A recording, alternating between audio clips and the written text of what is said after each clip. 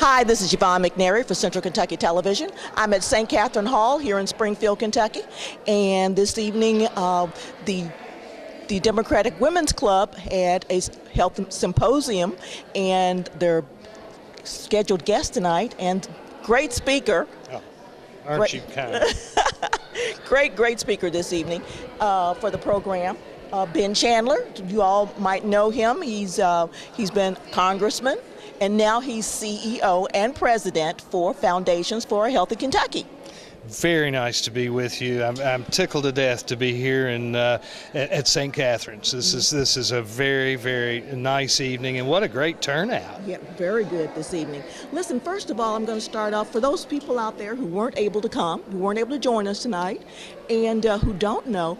What is the Foundation for a Healthy Kentucky? The Foundation for a Healthy Kentucky is a 501c3 foundation, in other words, a charitable foundation, which has a mission of trying to get our people here in Kentucky to be healthier. We want healthier Kentuckians for a whole host of reasons. Number one, you're just going to enjoy life a whole lot more if you're healthy. But in addition to that, we become more employable, it helps our economy, and it also cuts down on what we have to pay in health insurance, among other things, if we're healthier. So it's very important that we have a healthy population here in the Commonwealth of Kentucky, and that's what the Foundation for a Healthy Kentucky wants to produce. Okay. Now, if you would give us a summary of your presentation this evening. That's a little bit hard to do because it's very complicated, but basically the summary is that we talk about health care all of the time. Mm-hmm. Most of our public money goes into health care, and more of it ought to go into health on the front end. Okay. We ought to be engaging in policies that make our people healthier. For instance, smoke-free ordinances in our communities, like, for instance, a higher cigarette tax. Policies that get us to move around more, exercise more, policies that get us to eat better foods, more nutritious foods. But we've got to do things that make us more healthy in the first place. If we do that, we will save a lot of money on the back end in healthcare costs, and we will enjoy life a whole lot more because we'll feel better. Okay. Well, listen, what are some of the things that we can do as citizens to increase our health? One of the main things you can do, you can be involved in policy. One thing that we want to do in this part of the state is we want to get our counties and our cities to enact smoke-free laws. Now, what that means is you simply can't smoke in a public building or workplace. Mm-hmm. It doesn't mean you can't smoke, it just means you can't smoke in those public buildings. Now, what we know from all of the data that we have looked at, it will cause a number of our people to quit smoking if we put those policies in place.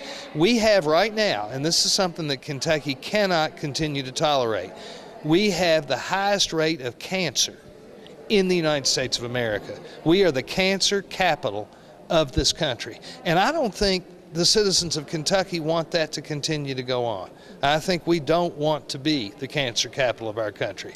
And we're about the business of trying to change that so we have a lot less cancer here in Kentucky. Okay.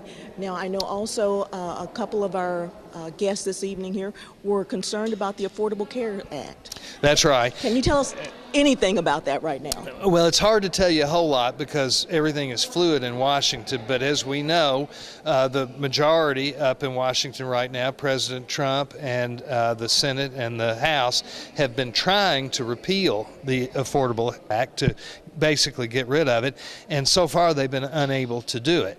One of the reasons that they've been unable to do it is because there really is not an effective alternative available to the Affordable Care Act. Really, it is principally the free market approach to trying to get everybody covered with health insurance. The only other real option that's available is Medicare for all. Mm-hmm. Put everybody under Medicare, and that's not something that President Trump or the Senate or House want to do right now. So they're looking for a third way, and there really isn't a third way. Okay, so it's more like a stay tuned? It's a stay tuned, and it's a gridlock right now, and they don't know which way to move because, again, there just really isn't another alternative, a good alternative, available to them. Okay. Well, listen, thank you so much for stopping by and talking to me this evening. It's my pleasure. For all those folks out there who missed it this evening, hopefully next time they'll make it. I hope so. Thank you, Yvonne, very much. This has been Yvonne McNary for Central Kentucky Television.